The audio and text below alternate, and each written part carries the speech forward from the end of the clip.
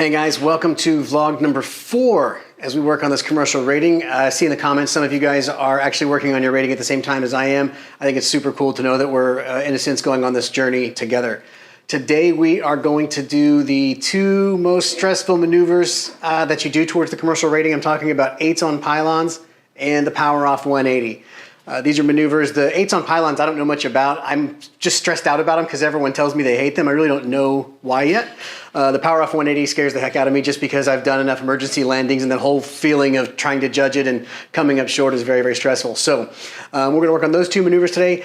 First one we're going to do is the 8s on pylons. Let's see a little bit from Gold Seal about what exactly that maneuver involves. Enter the maneuver on a downwind 45-degree angle between the 2 pylons. Once you're abeam the first pylon, roll into a turn to keep the reference line on that point. This reference could be a line of rivets or the leading edge of the wing. Remember to try to keep that bank angle constant. You're making altitude adjustments to keep the reference line on your selected point. After the first turn is complete, roll out so you can fly diagonally to the second pylon.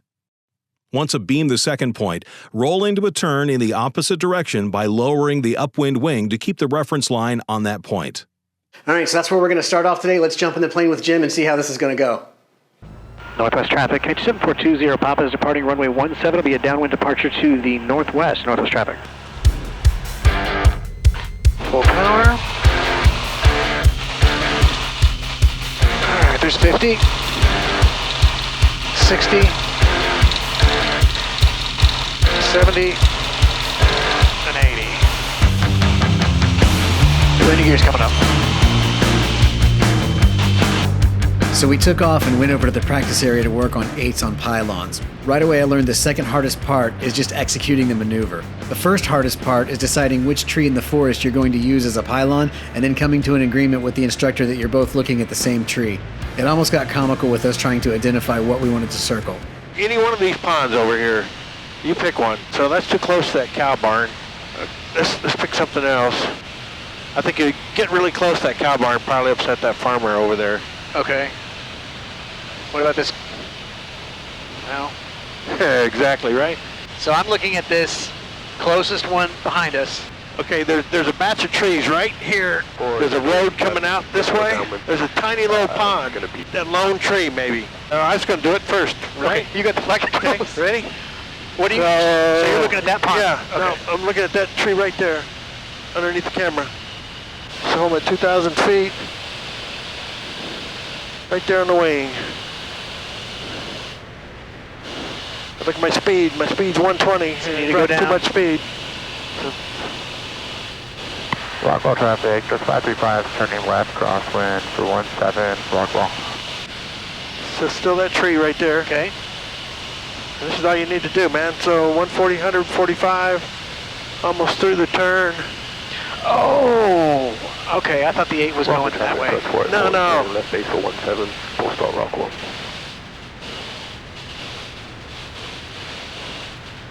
Clearing for traffic as I'm doing this. Inside out, inside out. Trees right there, trees right there. I entered on a 330 heading. Roll out.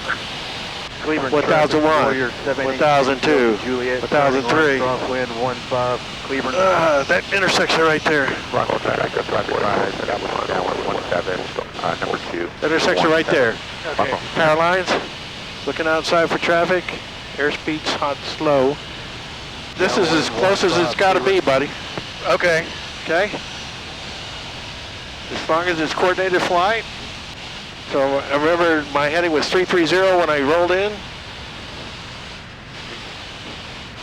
There's 330 on the heading. And that tree should be right there somewhere. There it is. Yeah.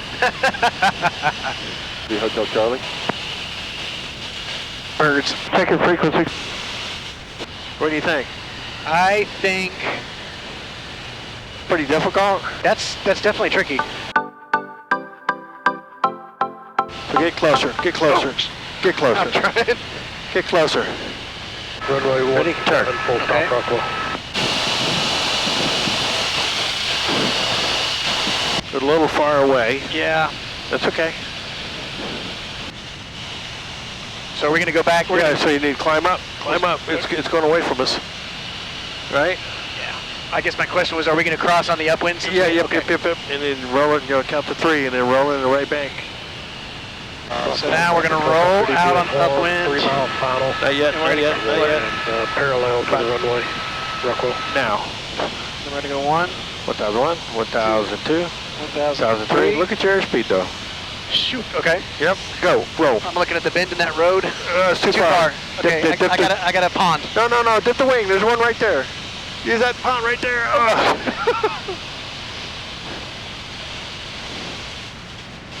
See the pond? I do.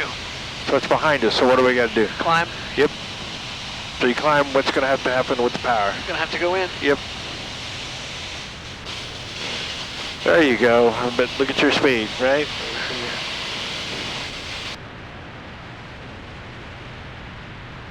But I think you understand what you got to do now, right? Yeah. They're kind of difficult. They are. Just keep them in the wingtip, you know? Yeah. We'll be landing parallel taxiway to 17. So we spent a little over an hour working on 8s on pylons. We probably did 4 or 5 of them. Ultimately, our focus became how to identify what point we wanted to orbit as quickly as possible, because the orbiting of the point isn't really all that difficult. In the Comanche, you're going kind of fast, so it's a little bit intense, but just very quickly trying to identify, especially that second point when you're rolling out of the turn, was something we wanted to really dial in. So that's what we focused on. As we progressed throughout the practice, the circles started to get tighter and closer together and look more like what you would expect. All right, so we got the main idea about the 8s on pylons down. This is Jim's first time doing it in my plane and my first time ever doing it. I think we did an okay job of getting around, orbiting around our point or whatever. I think the circles could have been a little bit closer together, making it look more like an 8. I've actually done this a few times since, and I've gotten a little bit better at it. So in fact, I did a whole flight prior to releasing this one solo where I went out and started tightening those maneuvers, and we'll look at that next time. Next maneuver is a power off 180. This one's fairly simple. You're on the downwind leg. At some point you pull the power and you've got to use your judgment to figure out when you want to turn, when you want to start throwing things like landing gear and flaps out to slow you down. Right away, what I've learned is I'd rather come in high and fast because I always have the ability to slow the plane down. I do not have the ability to speed it back up if we're simulating that the engine is dead. So what I'm doing is trying to figure out, based on what I think the winds are doing and looking at how fast the runway's, passing me, when do I want to turn? When do I want to put the gear down? When do I want to put the flaps down? Ultimately, I tend to try to aim for the 1,000-foot markers for this maneuver. We basically want to land on our point or within 200 feet past it, I believe. So we'll do a handful of these and see how it works out. Let's hop back in the plane with Jim and give it a shot. So we're going for the 1,000-foot markers. We are going to kill power, beam the numbers, make a direct turn towards the runway. You're wide. I am, I know. You're wide. You got a tailwind. Okay. You're wide. You got a tailwind. Oh, just fat, dumb, and happy. But if you let the gear down now, like you normally do, and he pulls that power, you got to make him turn. All right, power's Pull coming your out. power. You just lost your engine. Oh, shit. Gear horn works. Yeah, thank God. And now you can use your gear. All right, now the gear's coming down. Because we are high, we're going to probably slip this thing too. All right. All right, landing gear's down, got a green light. Ooh, I got cocky. Didn't I? Yeah. You mentioned 1,000-footers, and let's see if we can do this. Ooh. Decatur traffic, Comanche, turning final, 17, full stop, Decatur. Oh, that's that. Decatur traffic 52 Romeo Alpha is upwind 17. Oh, that's going to bite me in the butt. No, you got it. This is good. You're going to land at 1,000-footers. I think I'm going to... No. Flaps it. Yep. Speed. Keep those down. And just hold it off. Hold it off. Ah, there it is. Oh. I'll take it though. When I was coming around to base the final, I thought, man, I underestimated that because I was so high. Yeah. I thought I got room to kind of drag this out, and then once I started losing energy, I was like, oh, that wind's stronger than I think it is. Yep. I'm not happy with that one though. That was okay. Yeah, you're just a little bit long. I probably could have gotten it down, but if you would put more flaps out, Then that last notch. Gator traffic. Earlier. 2 Romeo Alpha is turning down on 17 Gator. Ah, man. What could possibly go wrong with this one? Oh, you'll think of something.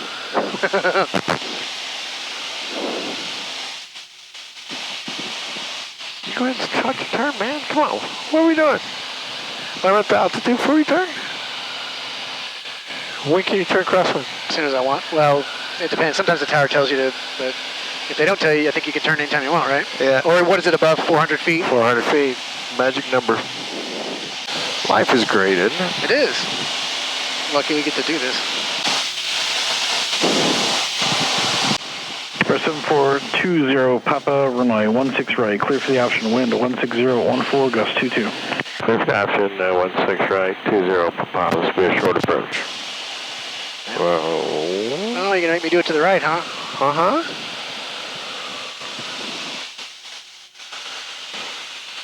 Well, that wingtip, you're barely touching that. I know. And you know, turning right. No fun. Well, I'll do it. I'll do it. So what are you going to touch down on? I'm going to touch down. 1,000 footers? I think that's what I'm going to go for. Okay. 1,000 footers. Power now. Power now. Oh, boy.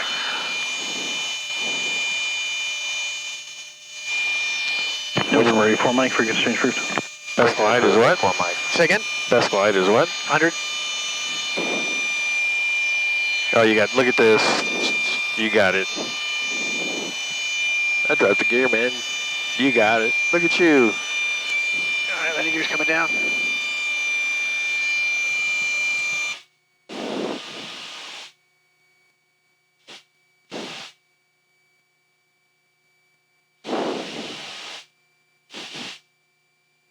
Airspeed is what? 100. I'm gonna almost, not quite. All right. Star 53 Sierra Kilo Roger, continue right, close driving. Not gonna make 1,000 footers, but Yeah, you are. Yeah, you are. I wouldn't put any more flaps out. Just hold what you got.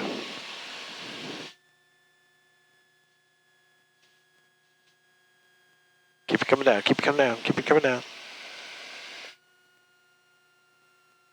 More flaps. all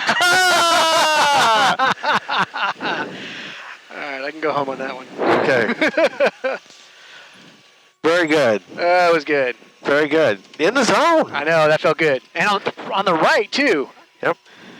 Man, I thought I was going to mess that one up. I'm feeling good. All right, mixture's good, props good, fuel pump's on, trim set, flap set. You ready to go? Yep. Let's go home. In tower, 20 Papa, we'd like a left turn out back to 52 Foxtrot. All right, so there it is, your 8s on pylons and your power off 180s. Like all of the flights, we did start with slow flight and stalls and sort of these other things, but I've shown you those. You've seen me stall a plane and fly slow many times. The biggest takeaway through all of this is I'm getting out of the rating what I set to get out. Prior to going on this journey, I wasn't super comfortable flying real slow. I wasn't super comfortable in steep banks, certainly not with low power and low to the ground. My confidence is, I'm not going to say through the roof, but it's significantly different. I went out and flew with some friends the other day and said, I'm quickly growing to where the power off 180 is my favorite maneuver in the plane. And so I said, if we're landing, this is how we're doing it. Botched the first one, we had to go around. Second one, I nailed it. So definitely my confidence in flying is going the direction that I want it to go. So if you're thinking about getting your commercial, or if you're going along with me and you're in the comments and stuff, chime in, let me know how it's going for you. I will say, when I started this flying journey, people used to always say, oh, get the instrument rating, it'll make you a better pilot. I heard that a million times. It'll make you safer, better, more precise. It's fantastic. The instrument rating will help you fly instruments. The commercial rating is making me a far more precise pilot. It's making me far more confident and assertive with the airplane. I'm way less timid. I'm less scared of the plane. I'm never a passenger in the plane. I think this rating for me is significantly more important than the instrument was. Obviously, the instrument is a specific tool for a specific situation, but as far as becoming a better pilot, I think this is the rating that I needed. So at this point, as of the editing of this video, I've kind of done all the maneuvers with the instructor. Now I'm going to go start practicing them on my own as frequently as possible just to tighten them up. And hopefully here within a couple of weeks, we'll start having conversations about finding an examiner to do a check ride. We'll talk a little bit about the oral and prep for that as well. But right now I want to focus on getting these maneuvers as precise as I can so that I do feel confident flying in front of an examiner. So, all right. Thank you guys for watching. Thanks for people who share, support, like, do all those great things with the video. For all the people who are going through this and chiming in the comments, I really appreciate it. I love seeing that there's other people that are thinking about doing it or that are doing it. Like I always say, if you want to become a pilot, you want to do these things, step 1 is in the description. Go test drive the Gold Seal program for free. I think if you take it for a test drive, I think you'll end up signing up. It's a fantastic program. So thank you, Gold Seal, for sponsoring the videos. You guys fly smart, and we'll catch you in the next one. Click this link to see the most recent video upload. Click this link to see a video that YouTube thinks you might like. Click this link to subscribe to my channel.